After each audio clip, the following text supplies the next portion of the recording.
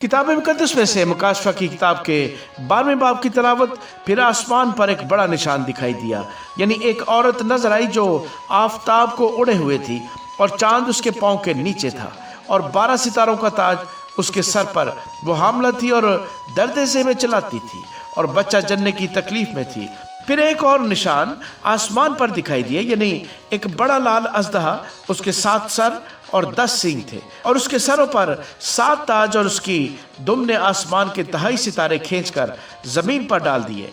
और वो अजदहा उस औरत के आगे जा खड़ा हुआ जो जन्ने को थी, ताकि जब वो जने तो उसके बच्चे को निगल जाए। और वो बेटा जनी, यानी वो लड़का जो लोहे के आसा से सब कौमों पर हुकूमत करेगा। और उसका बच्चा यकायक खुदा और उसके तख्त के पास तक पहुंचा दिया गया।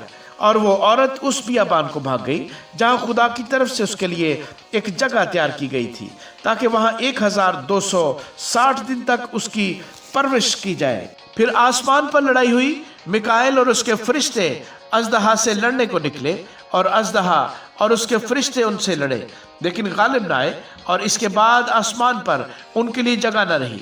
और वो बड़ा अजदहा, यानी वही पुराना सांप जो अबलीस और शैतान कहलाता है और सारे जहान को गुमराह कर देता है, जमीन पर गिरा दिया गया और उसके फरिश्ते भी उसके साथ गिरा दिए गए।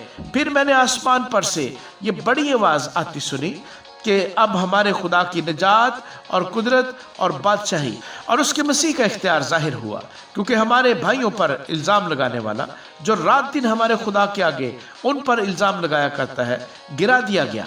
और वो बर्रा के खून और अपनी गवाही के कलाम के बायस उस पर गालिब आए और उन्होंने अपनी जान को अजीज ना समझा, यहाँ तक कि मौत भी गवारा की। बस ऐ आसमानों और उनके रहने वालों, खुशी मनाओ, ऐ खुशकी और तरी तुम पर अफसोस, क्योंकि अबलीस बड़े गुस्से में तुम्हारे पास उतर कर आया है, इसलिए कि जानता है कि मेरा थोड़ा ही सा वक्त बाकी है।